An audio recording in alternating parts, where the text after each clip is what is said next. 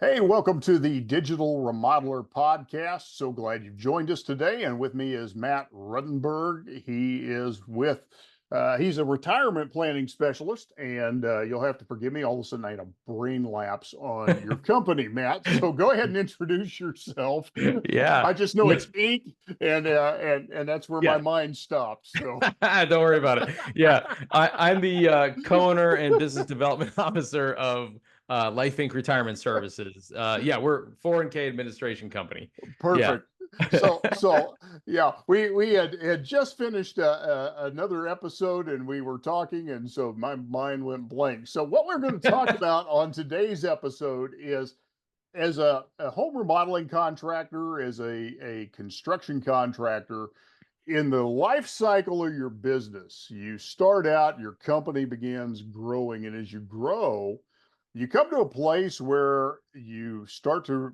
run into tax implications, you start to hire staff, and so that brings up a whole new world of things you have to talk about. And so Matt and I have been talking, and I felt like he was a perfect guest for us to bring on and talk about retirement planning, but not in the way you would generally think about retirement planning. So, Matt, thanks for joining us today, and we'll kind of dive into this discussion because you deal with a lot of successful entrepreneurs, and let's just talk about that entrepreneurial journey. You wake up with a dream, you hang your sign out, you go to work, your head's down, you work hard for a few years.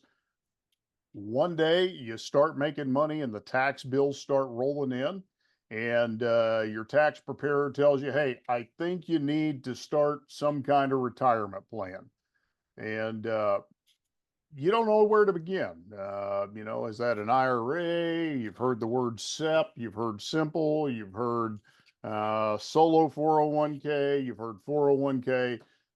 First of all, let's kind of start with the basics of just what all those things are. And then let's kind of move into the bigger implications of what's appropriate for what circumstance. And then we'll kind of dive a little Perfect. further. Yeah, that's great. Great way to get started on there because the retirement plan world. Now there's retirement planning and there's retirement plan, right? So retirement planning is trying to figure out what you're going to do in retirement. How's that going to look financially? The retirement plan is the 401k, the SEPs, the things like that. So it's vast, it's huge, and sometimes it's daunting just to even think about which one do I do research on every single one of these. And that's virtually impossible because you do your job, right? That's you're a contractor, you're doing your day to day, and I do my day to day, so it's really difficult to hone in, and there's so many nuances on where to begin. And so we try to break that down.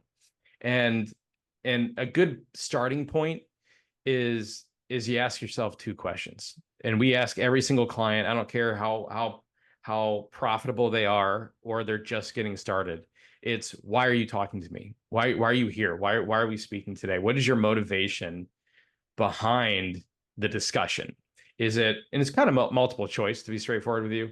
It's, are we are you looking to start stockpiling into your own? You want to diversify, not just stockpile into your company, or do you want to start diversifying into other investments? Is it tax savings, which I think 99 out of 99 times that's the case? Or is it to recruit and retain your high quality employees? And sometimes there's a fourth, honestly. It's because my state is telling me to. So, which is, there's a lot of mandates out there these days, and you don't want to offer the bag of IRAs that they're offering you at the state level. But that's question one. What is your motivation? And the second question is, okay, so how much do you want to save? Is it zero, or is it as much as humanly possible? And that kind of identifies which path that we take out of the different, like you said, SEP IRA. Are we doing a simple IRA? Are we doing a defined benefit plan? Are we doing just a simple 401k profit sharing? There's so many variables in play there that we have to narrow it down. So then you can start doing that research and say, okay, which one is the best for me? Perfect. Yeah, and you brought up that 99% of the time the answer is taxes. Yeah. So let's dive into that because, again, what happens oftentimes is, that contractor starts out self proprietor, sole proprietor. Um, Taxes start climbing up. The accountant, tax preparer says, "Hey, you probably should think about, a different structure for your business." And so there's all of these, conversations that start to take place as your business grows. Is your business structure the correct one for the best tax efficiency? And now we get into things like, should you have a retirement plan in place to help offset some of this income, some of this revenue that's coming in? So let's kind of talk about, how does a retirement plan become really a tax management strategy for that business owner? Yeah, and like you said it perfectly. It's basically, it's 401k is one code, one IRS code out of many, many, many. The IRS code is built for business owners, and you just have to maneuver around it to see how does this work for me. So it's just one piece of the pie. And when you're an owner of a business, you are considered a highly compensated employee of your own company. Okay, I'm not going to go into what else identifies that, but the IRS they don't care about you, to be honest with you. When you have employees, they don't care about you as a highly compensated employee or as the owner of a company. They care about your employees. And that's why all these state mandates are coming out, because they want the ability to save payroll deduction for their employees. So when you are building and designing this retirement plan in place, there's a lot of quote unquote fairness laws. And fairness laws is this annual testing that you might hear about in these 401k plans. I'm just going to use 401k as a general term at this point, these retirement plans. And there's a lot of fairness rules, fairness laws, and that's what all this annual testing is about. So the IRS code says, hey, you can do these things. You can save up to 23,000, up to 69,000, up to 275,000 pre-tax. But in order to do that, we need to make sure that your non-highly compensated employees are taken care of. And once you do that, check that box off, then you can start stockpiling and saving money. And it's just one piece of the overall tax planning toolkit is the 401k plan. But yeah, once the employees come into place, that's where the design with the goal of the business owner and the goal of the business is really, really, really important to understand, which is that first question: why are you talking to me today? Yeah. So when you encounter business owners and you're having those conversations, what are some of the common mistakes that you see them making? What are some of the things that they're doing that, quite honestly, are creating Yeah. bigger tax nightmares for themselves? Yeah, and this is at no fault of their own. But there's an assumption, even with CPAs and financial advisors, and it's all 401k plans are created equal. And that is far from the case. So think of hiring an attorney versus LegalZoom, or a CPA versus TurboTax or H&R Block.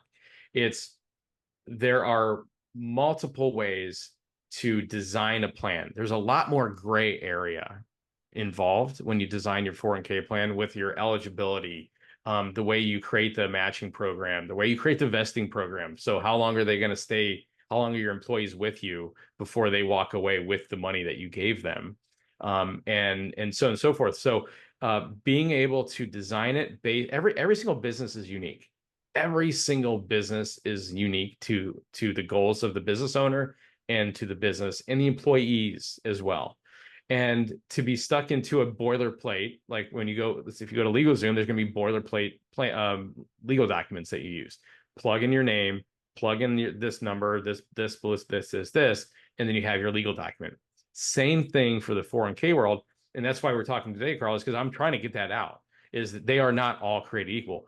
A lot of companies are louder with their marketing plans. They have a very, very good marketing system, but it's designed to meet the goals of a single business They just expand it out to where everybody else is able to plug into it.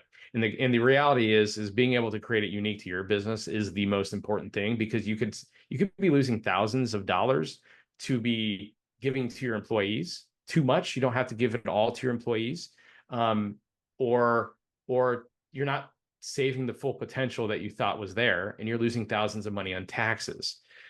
So there's so many little nuances and variables that go into creating a plan design. I call it a retirement plan stack. Think of an upside down 3-layered wedding cake, or 4-layered. The base is the 401k, and then you can get into profit sharing and you're just layering different things on top of it. And each one, every single upside down cake looks different than the other. And being able to, as your business grows, being able to add more layers on top of it based on the goal of the business, instead of plugging and playing into what they show you and what is available. That's very, very, very important. And it's just not very well known, unfortunately. Yeah, I think that's good to know. I think most business owners don't realize that there are actually layers to this. I think in the mind of most business owners, there's just the 401k, or there's just this one answer, one size fits all solution. And so I think that's good to know. So kind of walk us through, how do you determine what is the best fit for that business owner? What are some of the steps that you go through to really custom tailor to fit the appropriate plan to the business itself? What are some of the questions that are going to be asked? What's that process look like? Yeah. And this kind of, I'm going to kind of align this with your last question too, is what are some of the mistakes out there? A lot of the times, and we talk to a lot of businesses every single year, a lot of times, and I'm going to preface this by saying, you as the business owner should be the one who's doing the research, or looking into it, because this is your business. A lot of times we'll get an office manager or another employee who's doing the research and then presenting it to the business owner. But it goes back to that first question on how we design these things. What is the goal? Is it for you and your employees, or is this for you, yourself and your family, or saving money on taxes? So for example, if someone's saying, I want to save as much money, or my goal is for me, I want to save money on taxes. Okay, great. Check. We know that we want to go down a pre-tax option. We want to put money in before taxes. And the second question is, how much do you want to save? As much as humanly possible, because my profit is 500,000. My profit is $1 million per year. I need to save money. So we're going to create a very robust retirement plan stack on that. And the core of all these retirement plan stacks, if you are trying to save a lot of money on taxes and contributions, is the Safe Harbor 401k. The Safe Harbor 401k is the baseline of all plan designs. It is the most important. And there's different kinds of safe harbors out there. There's different ways to manage each one. They are turnkey. Think about it this way. The IRS has created this menu of matching investing schedules that are out there, and it's inside your 401k, your Safe Harbor 401k menu. And when you choose one of those, the IRS says, this is a fair plan. This is now a fair plan to your employees. Now you can do whatever you want. If you don't choose a Safe Harbor 401k, then you're going to be limited to how much you can do. And then it wipes out what your goal is of saving as much as humanly possible. So it's kind of walking them through that path of the conversation of how much, those two questions. What is it you're here for? How much do you want to save? And then we back into creating that plan design of, do we do the safe harbor? How do we design the safe harbor? Every single layer is designed a certain way to maximize the layer above it. And if you don't do it that way, you're giving too much to your employees, or you're not able to put as much as you can into it. And believe it or not, we have clients that are putting in $300,000 or more per year pre-tax into these retirement plan stacks, because we have a really good understanding of what they actually need, instead of just going through it and saying, looking at it, it's not a tool. You said this perfectly earlier. It's not just an employee benefit. It is an absolute tool for tax savings and retirement savings for you as a business owner. Look at it as a tool for you, not just an employee benefit for them. Excellent. And a question I know is, I'm sure, going to be in the minds of somebody listening to this. Is there a place where a company is too small to enter into the 401k market? Uh, what's really the right size to start having this conversation? Yeah, there is none. You can be a sole owner with no employees, whether you have a bunch of part-time employees or just independent contractors that you push business out to.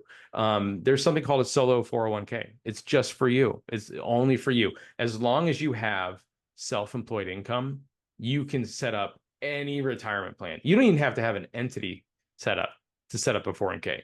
You could be mowing grass as a side hustle and you have a W-2 day job at someone else's company, and you can set up a solo 401k for mowing grass, even though it comes into your bank account. You just have to identify it as self-employed income. So getting started, I mean, this is the story of compound interest. Starting early, if you put $6,000 one time into a retirement plan, growing at 10% for 55, 60 years, you're going to have $1.5 million after nothing, adding nothing. So every little bit counts because it adds up. It's just a little piece of the pie. But the company itself does not need to be large to have a retirement plan. Excellent. And then, a lot of people have heard of the like Roth options. Is Mhm. that something that's still around? Is that a thing? Oh, absolutely. That is the thing, in my opinion. That is the thing. There's a lot. There's a really good book out there called The Power of Zero, and it talks about molding these buckets that you build up over time in retirement. So, and your business is one of those buckets. Okay. So like understanding what the value of your business over time is just one of those buckets. But the Roth is such a powerful tool. If you do the math, when you do a Roth, you're paying taxes on the dollar you put in today, and then the growth grows tax free. So I won't get too far into it beyond that. But basically, if you do the Roth option, you will have a large tax-free bucket of money in retirement. If you go all pre-tax, which is where you save money on taxes, right? Then you'll have a fully taxable bucket of money in retirement. And you have to be really careful because business owners are like taxes, taxes, taxes, right? There's two things that businesses care about. It's growing their company and taxes. And a lot of times they'll get stuck in doing this pre-tax contribution where Roth is super important.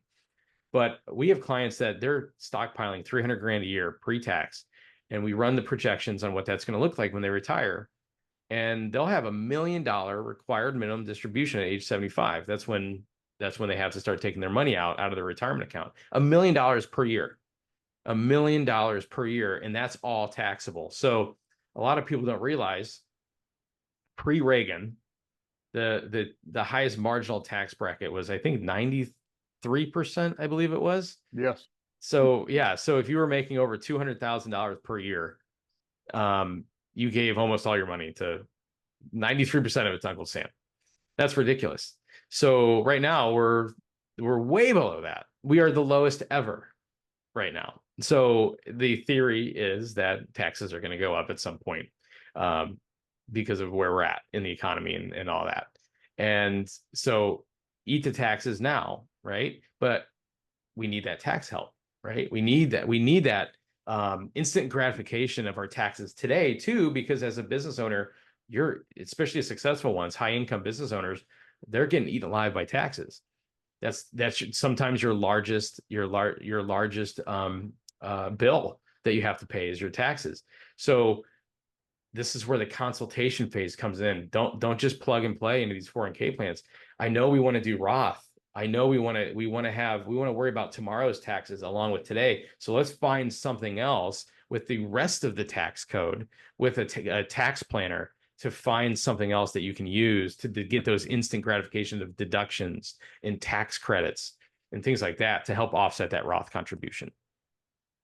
Exactly. Yeah, I think that's a wise thing. I know my accountant and I, that's a discussion we had was, how much goes pre-tax, how much goes to the Mm-hmm. Roth, for that very reason. The balance. Hey, It's a that's it. balance. There's a balance to that. Yeah. So Yeah. great conversation, and just a little, other piece of this, conversation. as that owner is really thinking not just taxes, but also the other piece they need to be thinking about is their own exit strategy. Mhm. I think a lot of times that business owner hasn't thought about, are you going to continue working this business for the next 30 years? Are you planning to sell this business at some point? They need to get clear on their exit strategy. What is their time horizon? If Yeah, you can speak into that a little bit. absolutely. That it's a huge part of the conversation. And this kind of goes back to what we were saying earlier. You've you've been working so hard to build this company, and you've been focused, and then you look up and you have this profit, you have these taxes that you want to take care of, and sometimes you've not built this team out, and the team is designed is built to help identify these things. Like, what is your exit strategy? Is your business protected if this and this? But the business is a very large part of your overall exit strategy, in your financial plan, in your retirement plan down the road when you retire, because it has a value. Your business has a value. So a lot of times we'll do a business valuation to kind of see that and put it in the projections alongside their contributions. But looking at that 10, 20 years ahead of time, like, what do you want to do with your business is a huge part of I mean, it can be part of your plan design too. There's a lot of times where we'll get a notice that one of our clients has sold their business and they didn't tell us about it. And there's a lot of ramp up and ramping down of your 401k plan. And there's a lot of options when you do that and use it as a tool in your business exit strategy too. But a lot of the things that we see are one, they don't recognize that their business has a value. It's not just about the contributions that you save or the assets that you build. There is a value, and we use a third party to do evaluation of that with our clients, so we can kind of get that make that a part of it. But you also, like, do you have a business owner? Do they have the same timeline as you? So you have to create these buy-sell agreements where we work with attorneys. Do you have a successor? Do you have a key employee that might want to buy you out later? So that's another legal document that you have to do. There's so many different little maneuvers. Are you going to go? Is it a stock purchase? Is an asset purchase? There's so many different things that are available, and having that idea 10, 20 years down the road, even, to figure out what is it that you want to do. It's all part of your overall strategy, and should not be ignored. And your team should build that out and help you build that out. Absolutely. Absolutely. Well, as we kind of bring this to a close, any final thoughts you have, things that anyone listening out there you think they need to be considering, thinking through? Yeah, Um, yeah. One thing is if you're just debating on starting a 401k plan for your company, or for you, whatever that goal is, whatever that priority is, start early. Start early. There's a lot of deadlines. For example, at the time of recording, we have if you're filing as an S corp, you can implement an entire retirement plan for 2023 still. It's all up, and you can now, with under current rules, you can create and fund a retirement plan all the way up until the day you file, including extensions, which is 9/15 for S corps. If you're straight up LLC, you're pushing it in October. But you can do that and fund it and save a huge amount of taxes for 2023, the prior year. So don't wait. Have the conversation. It takes a couple months to implement a retirement plan, especially if you have employees. There's a lot of compliance work around it. So don't wait till the last minute. Even if you're a year or two out, having the idea of, okay, this is the plan that I really think is going to be the best for me. So now I have an idea of where to spend my time and focus on when I do my research. yeah, excellent. And Matt, if somebody wants to get in touch with you and learn more about you, where can they do that at? Yeah, our website is lifeincrs.com. So that's life, INC, RS as in retirementservices.com. There are a lot of tools on that website for you. There's a tools tab. There's something called the evaluator. So there's two questions I ask you. What is your goal? We're going to ask you a few questions, but we will instantly narrow it down to three different three different plan types for you to allow you to do the research. And there's explainer videos and tools on there to kind of let you know, okay, how much can I spend or how much do I need to put in this? And then it all comes down to the plan design after that. And then something we didn't really talk about yet is there's a tax credit calculator that we have. There was a huge amount of tax credits that came through under Secure 2.0 in the 11th hour of 2022, I think it was. And we have clients that are getting 20, 30, 40 to $50,000 in tax credits to start the 401k. That was it, just to start the 401k for your employees. There's an enormous amount of tax credits coming through. So that tax credit calculator will give you an estimate instantly. So you don't even have to talk to us. You just plug and play, and that's it. Excellent. Well, Matt, thank you for joining us today. And to our audience, we thank you for listening in and look forward to having you on the next episode of the Digital Remodeler Podcast.